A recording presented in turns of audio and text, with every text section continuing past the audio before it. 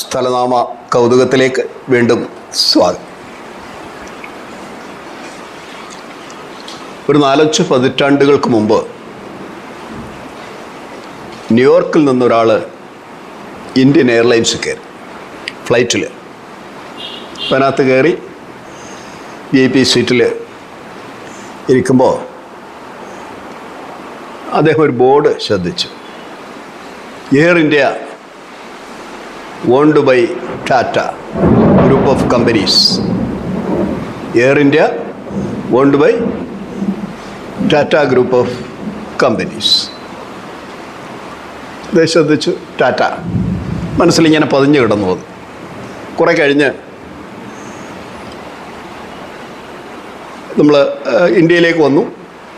ഡൽഹിയിൽ ഇറങ്ങിയപ്പോൾ ഒരു ബസ് വന്നു. നേരത്തെ ബുക്ക് ചെയ്യുന്നതാണ്, ടൂറിസ്റ്റ് ബസ്സാണ്. ആ ബസ്സിൽ ആ ബസ് ഇങ്ങനെ ഒരു ബോർഡ് കണ്ടു, ടാറ്റ ബെൻസ്. അതും അദ്ദേഹം ശ്രദ്ധിച്ചു. ടാറ്റ ബെൻസിൽ നേരെ കയറി നേരെ ഹോട്ടൽ താജിൻ്റെ മുമ്പിലെത്തി. താജിലാണ് അദ്ദേഹം മുറി ബുക്ക് ചെയ്തിരുന്നത്. അവിടെ കയറി റിസപ്ഷനിൽ ചെന്നു. അവിടെ hotel Taj, Tata owned by Tata group of companies. അതും അദ്ദേഹം ശ്രദ്ധിച്ചു. നേരെ മുറിയിലേക്ക് പോയി.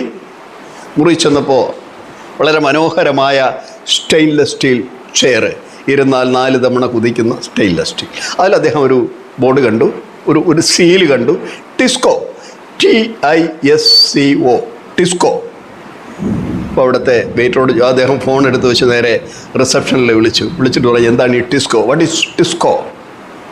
ഉടൻ തന്നെ റിസപ്ഷനിൽ നിന്ന് മറുപടി വന്നു, Tata iron and steel company. അത് കഴിഞ്ഞ് അദ്ദേഹം ഒന്ന് ഫ്രഷ് ആകാനായി ബാത്റൂമിലേക്ക് ചെന്നു. ബാത്റൂമിലേക്ക് ചെന്നപ്പോൾ കൈ കഴുകാനും കുളിക്കാനുമായി ഇവിടെ സോപ്പ് വെച്ചിരുന്നു, ഹമാം സോപ്പ്. അദ്ദേഹം വെറുതെ ഒന്ന് കൗതുകപൂർവ്വം എടുത്ത് വായിച്ചു അതിൻ്റെ കീഴെ എ ടാറ്റ പ്രോഡക്ട്സ്. അദ്ദേഹം എയർ ഇന്ത്യ പ്ലെയിനിൽ കയറിയിടം മുതൽ കുളിമുറിയിലെത്തുന്നത് വരെ ഉള്ളിടത്തെല്ലാം അദ്ദേഹം ബന്ധപ്പെട്ടത് ടാറ്റ പ്രോഡക്ട്സുമായിട്ടാണ്. ഇത് കഴിഞ്ഞിട്ട് അദ്ദേഹം മുറിയിലേക്ക് തിരിച്ചു വന്നു. എന്നിട്ട് അതെൻ്റെ ഡയറി എടുത്ത് അദ്ദേഹം ഇങ്ങനെ എഴുതി, ഇന്ത്യ ഈസ് എ ടാറ്റ എന്ന്. ഇത് നമുക്ക് കൗതുകം തോന്നാമെങ്കിലും ഇന്ത്യയെ വ്യവസായ വിപ്ലവത്തിലേക്ക് നയിച്ചതിൽ പ്രധാനിയാണ് ടാറ്റ ഗ്രൂപ്പിൻ്റെ സ്ഥാപകനായ ജംഷഡ്ജി ടാറ്റ. അത് Tata iron and steel company നമുക്കറിയാം. അദ്ദേഹത്തിൻ്റെ പേരിലൊരു പട്ടണമുണ്ട്, ജംഷഡ്പൂർ, ബീഹാർ. അതും നമുക്കറിയാം. ഈ ടാറ്റയ്ക്ക് കേരളവുമായി ഒരു ബന്ധമുണ്ട്, 2-3 ബന്ധങ്ങളുണ്ട്. അതിലൊരു ബന്ധമാണ് ടാറ്റ ഓയിൽസ്. അദ്ദേഹം ബിസിനസ്സിൻ്റെയും വ്യവസായത്തിൻ്റെയും സാധ്യതകൾ അന്വേഷിച്ച് നടക്കവേ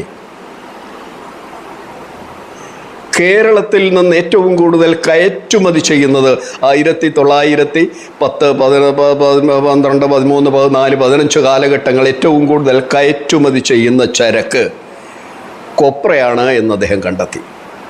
ഇത് ഏറ്റവും കൂടുതൽ ഇറക്കുമതി ചെയ്യുന്നത് ജപ്പാനാണ് എന്നും കണ്ടെത്തി. അദ്ദേഹം അന്വേഷിച്ചപ്പോൾ അവർ ഇറക്കുമതി ചെയ്തിട്ട് കൊപ്രയെ എണ്ണയും പിണ്ണാക്കുമാറ്റി മാറ്റുക, എണ്ണ മനുഷ്യ ആവശ്യത്തിന് ഉപയോഗിക്കുക, പിണ്ണാക്ക് കാലിത്തീറ്റയായി ഉപയോഗിക്കുക. അദ്ദേഹത്തിൻ്റെ ബുദ്ധിയിലേക്ക് ഇതെന്തുകൊണ്ട് ഇന്ത്യയിലായിക്കൂടാ?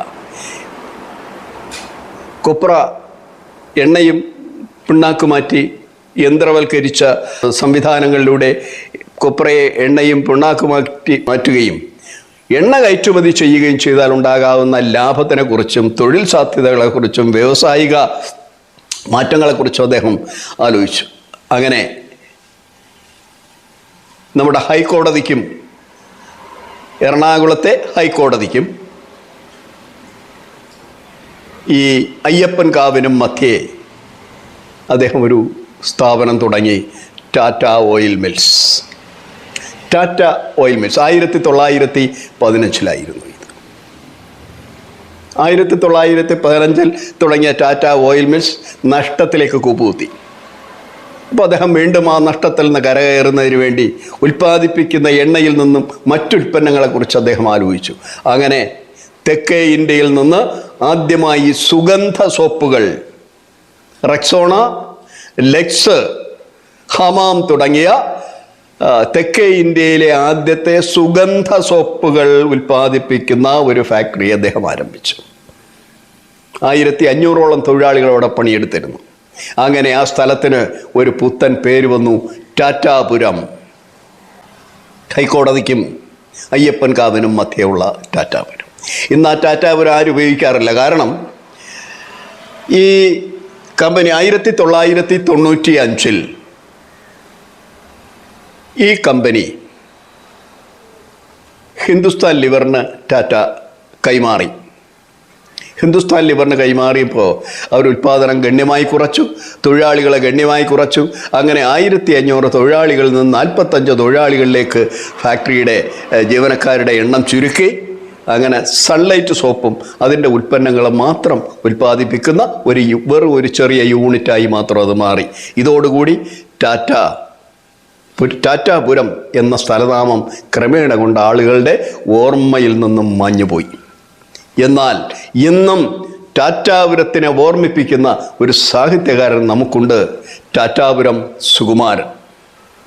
80ഓളം കൃതികൾ എഴുതിയ പ്രസിദ്ധനായ കഥാകൃത്തായ ടാറ്റാപുരം സുകുമാരൻ. നമുക്ക് നെറ്റ് കിട്ടും. ടാറ്റാപുരം സുകുമാരൻ അടിക്കുമ്പോൾ ടാറ്റാപുരം കമ്പനിയിലെ ഒരു ഉദ്യോഗസ്ഥനായിരുന്ന അദ്ദേഹം ആ ടാറ്റാപുരം എന്നുള്ള പേരിൽ തന്നെ, ടാറ്റാപുരം സുകുമാരൻ എന്നുള്ള പേരിൽ തന്നെ നിരവധി കൃതികൾ നമുക്ക് സംഭാവന ചെയ്തിട്ടുണ്ട്. അപ്പോൾ ഒരു സ്ഥാപനം നമുക്കുണ്ടാക്കി തന്നൊരു പേര്, ആ സ്ഥാപനത്തിൻ്റെ മാറ്റത്തോടുകൂടി ആ സ്ഥലനാമവും അപ്രത്യക്ഷമായ ഒരു കഥയാണ് നമുക്ക് ഈ ടാറ്റാപുരത്തിൽ നിന്നും ബോധ്യം വരുന്നത്. ഇതിനൊരു ഉപകഥ കൂടി, ഒരു ഉപസംഭവം കൂടിയുണ്ട്. നമുക്ക് 2-3 വർഷങ്ങൾക്ക് മുമ്പ് കേരളത്തിൽ കോവിഡ് വ്യാപകമായി പടർന്നു പിടിച്ചപ്പോൾ, കേരളത്തിൽ ഈ കോവിഡ് രോഗികളുടെ എണ്ണം ക്രമാതീതമായി വർദ്ധിച്ചപ്പോൾ കാസർഗോട്ടുള്ള രോഗികളുടെ ഏക ആശ്രയമായിരുന്ന കർണാടകത്തിലെ മംഗലാപുരം മെഡിക്കൽ കോളേജിലേക്കുള്ള വഴി കർണാടക സർക്കാർ അടച്ചു. കാസർഗോട്ടുകാർക്ക് കർണാടകത്തിൽ പോകാതെ ചികിത്സ കിട്ടാത്തൊരവസ്ഥ വന്നു. അന്ന് ഒരു ദേവദൂതനെ പോലെ ഈ അടുത്ത കാലത്ത് അന്തരിച്ച രത്തൻ ടാറ്റ രംഗത്ത് വന്നു. 60 കോടി രൂപയാണ് അദ്ദേഹം 5000 രോഗികളെ ചികിത്സിക്കുന്നതിന് വേണ്ടി ഒരു താൽക്കാലിക ആശുപത്രി നിർമ്മിച്ചത്.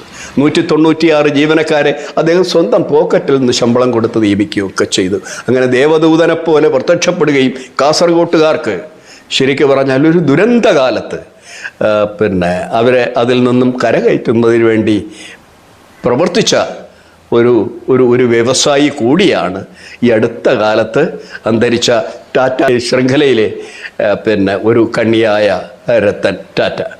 അങ്ങനെ ടാറ്റാപുരം എന്ന പേര് ഇന്ന് നമ്മുടെ കേരള ചരിത്രത്തിൽ നമുക്ക് വായിക്കാമെങ്കിലും ഇന്ന് ആളുകളുടെ ഓർമ്മയിൽ നിന്ന് അപ്രത്യക്ഷമായിരിക്കുന്നു.